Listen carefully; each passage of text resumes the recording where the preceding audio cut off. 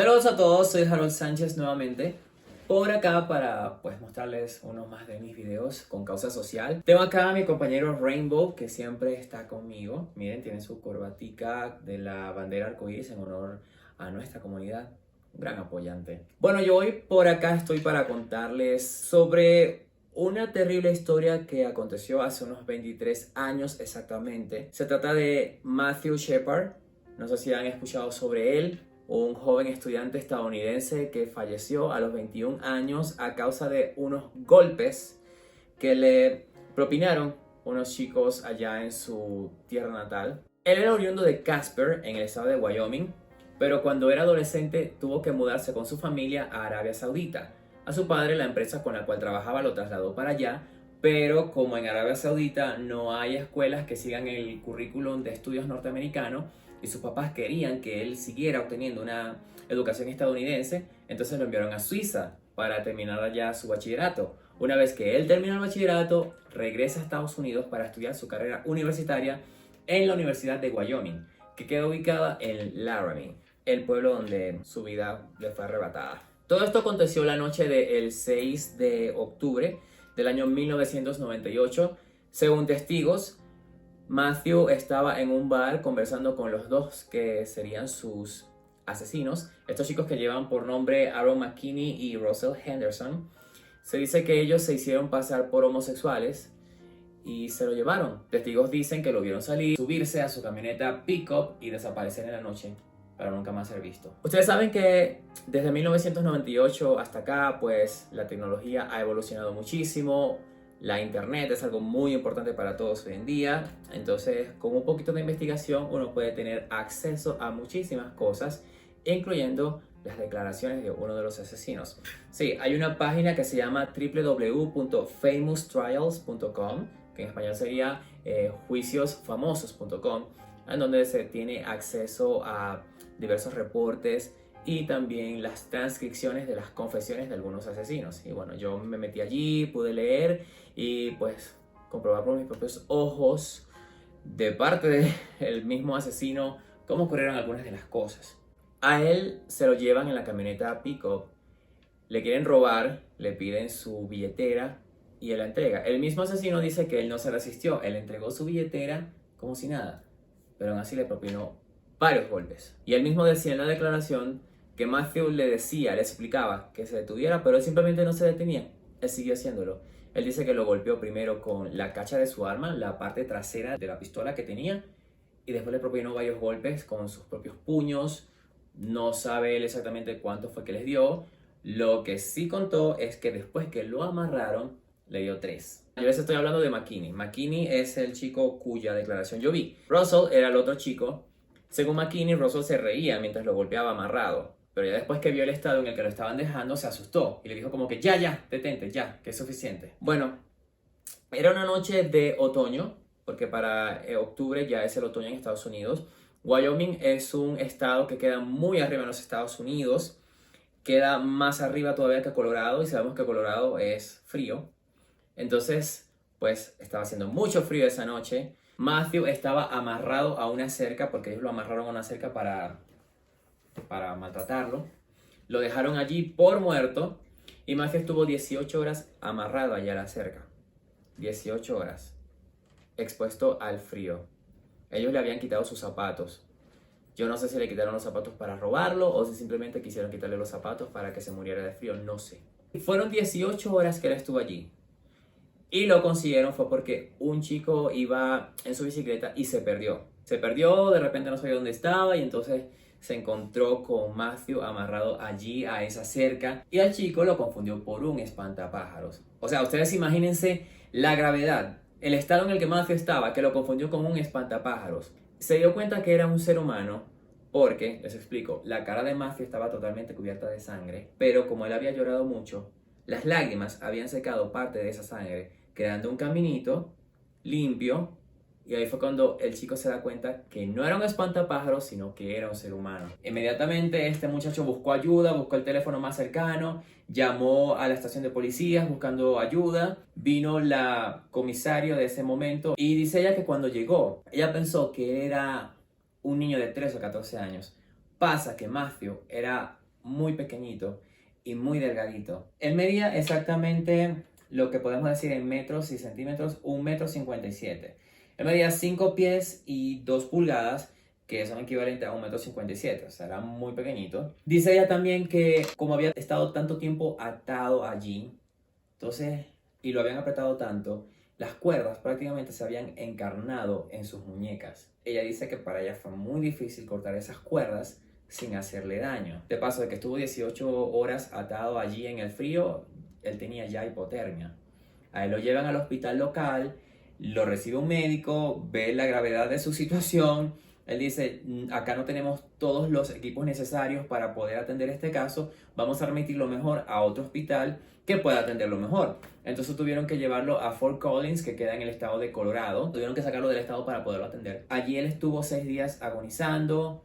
Según el médico tratante, los traumas que él tenía eran los mismos traumas que le causa un accidente de tráfico a una persona. Es decir, lo golpearon tanto que esos golpes eran equivalentes a los golpes que una persona tiene cuando se va en un carro y se mata. O sea, imagínense la gravedad de la situación. Pero más que esto, dicen que Matthew tenía hematomas en su espalda, en sus brazos, incluso en su ingle, en su cuello, en todo su rostro. El neurocirujano ni siquiera pudo operarlo porque es que estaba totalmente hinchado. Matthew nunca recuperó la conciencia y el 12 de octubre de 1998 falleció. Sus dos asesinos fueron capturados, enjuiciados y sentenciados a 2 cadenas perpetuas. Esto fue un caso que conmovió a toda una nación, conmovió a todo el mundo. Laramie era un pueblo que pasaba pues muy desapercibido y que a raíz de esto se volvió en el centro de atención. Lo peculiar es que esa tierra era conocida como un lugar amigable, donde todo el mundo se sentía a gusto, donde todo el mundo se sentía bien, pues, y de repente pues vino a ser el lugar donde cometieron uno de los crímenes de odio más grandes de la historia de Estados Unidos, que de hecho hasta hoy en día todavía muchas personas asocian ese pueblo con el lugar donde asesinaron a Matthew. Es muy triste esto, porque a pesar de que ya han pasado 23 años, y que como les acabo de decir, es uno de los crímenes de odio más grandes de la historia, por lo que pude leer en un artículo de Los Angeles Times publicado en 2018, o sea, apenas hace unos escasos 3 años, todavía este pueblo y el estado de Wyoming en general se niega a aprobar como leyes antiodio, anticrímenes por orientación sexual. La historia de Matthew, bueno, creció en el 2009. El entonces presidente de Estados Unidos, Barack Obama, creó esta ley que llama la ley de Matthew Shepard, que es una ley que enjuicia a las personas por cometer crímenes de odio en contra de las personas de la comunidad LGBTI. A pesar de todas estas cosas, todavía como que al mundo le falta aprender. Yo no niego que sí hemos avanzado, porque pues si analizamos la historia, hoy en día las personas gays podemos vivir mejor, pero sin embargo todavía sufrimos discriminación y mucha. Por ejemplo, tengo esta camiseta que amo, Love is Love.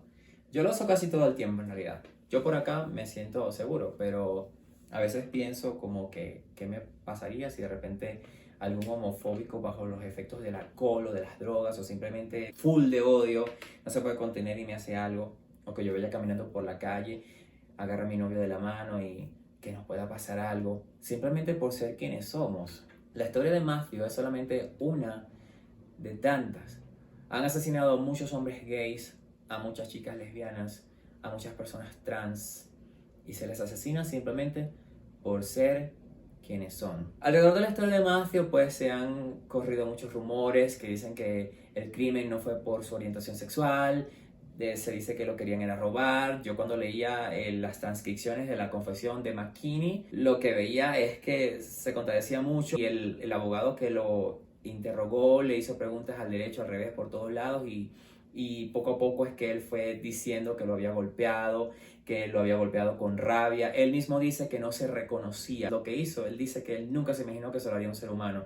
Y él dice simplemente, no sé qué me pasó, simplemente lo golpeaba y lo golpeaba y lo golpeaba. Yo sí creo definitivamente que eso era odio, Porque para dejar a una persona en el estado en el que lo dejó, eso tenía que ser simplemente odio. Odio simplemente porque él era lo que era. Matthew, según las personas que lo conocían, era una persona sociable, era alguien que luchaba por las causas sociales. Él se acababa de unir al grupo LGBTI de su universidad. Lo veían como una persona con gran futuro. Era políglota de paso. Dicen que era un chico muy inteligente. Su padre y su madre fundaron la Fundación Matthew Shepard, que se encarga de viajar por todos los Estados Unidos, educando a las personas sobre lo que es ser una persona gay, sobre lo que es ser una persona parte de la comunidad LGBTI, para evitar que crímenes de odio, como el que su hijo sufrió, sigan sucediendo.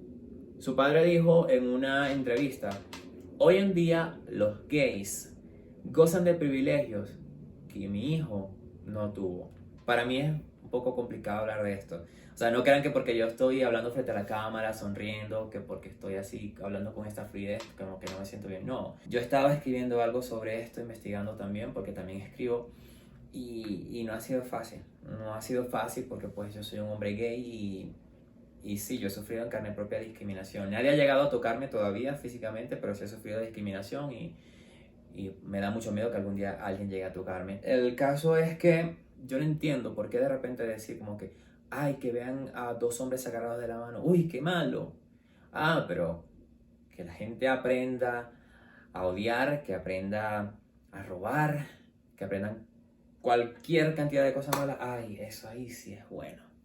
Y lo peor es que mientras estaban haciendo el juicio a los asesinos, había gente religiosa y gente de estas comunidades y de estas fundaciones, no sé, X cosas, que son anti-gays, que protestaban en las afueras. O sea, no me atrevo a decir que estaban a favor de que lo hubieran matado, pero sí en realidad protestaban y le decían a los, como que gays, váyanse. Ah, porque es que el asesinato de Matthew, como ya les dije, fue tan global que varias fundaciones y organizaciones que trabajan con personas de la comunidad pues fueron para allá y reportaban y comentaban. Entonces estas personas anti-gays estaban allí, o anti-movimientos LGBTI estaban allí protestando en contra de estos otros y les decían váyanse, que Dios no los quiere. Y la verdad es que yo lo único que les quiero decir con todo esto, y ya lo he dicho en muchos otros videos que he grabado, el odio no lleva a nada. O sea, saquen el odio de su corazón. Y bueno, lo que les digo es que simplemente tenemos que sembrar amor, aprender a respetar las diferencias, los gustos de cada quien, ser objetivos con nuestros pensamientos, con nuestra forma de ser, de pensar, para que todos vivamos en armonía, en unión, en paz, para que nos podamos desarrollar bien como seres humanos.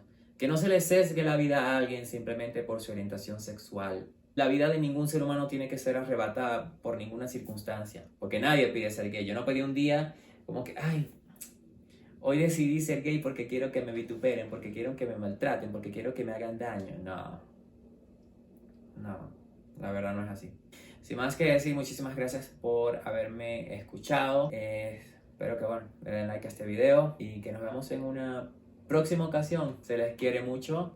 Les mando un fuerte beso. Nos despedimos. Adiós.